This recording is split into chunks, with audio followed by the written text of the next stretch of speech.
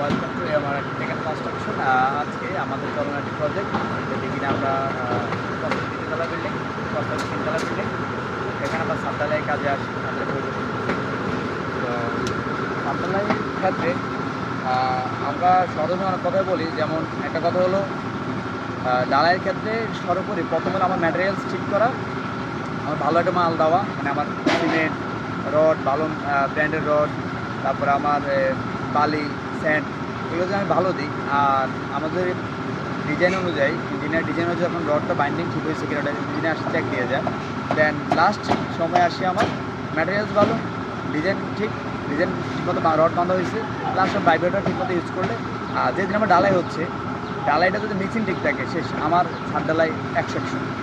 তো আমাদের ছোট্ট আমার মেসেজটা থাকবে, আমাদের এই ছোট্ট যে আমাদের ঢালাইয়ের ক্ষেত্রে বা আমাদের কনস্ট্রাকশন কাজের ক্ষেত্রে ম্যাটেরিয়ালসটা ভালো দেওয়ার চেষ্টা করবো। আমরা যে 500 টাকার সিমেন্ট পাওয়া যায়, 460 টাকারও সিমেন্ট পাওয়া যায়, 550 টাকার সিমেন্ট পাওয়া যায়, আমরা চেষ্টা করবো, ইনশিওর করবো ভালো একটা সিমেন্ট, ভালো একটা ব্র্যান্ডের রড, যে রিফাইন্ড স্টিল ইউজ করার ট্রাই করবো আমরা।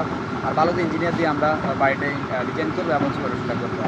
আর লাস্ট রুম যেদিন ছাদ ঢালাই হবে ওই দিন যারা ইঞ্জিনিয়ার থাকে সাইডে, ইঞ্জিনিয়ার থাকে যেন আমাদের ম্যাটেরিয়ালস ঠিক মতো হয়েছে কিনা, ডালাই রেশিও ঠিক কিনা, এগুলো যদি মেনটেন করি ইনশাআল্লাহ আমাদের ডালাই কাজ ভালো হবে। দেখা হবে নতুন ভিডিওতে। সালাম।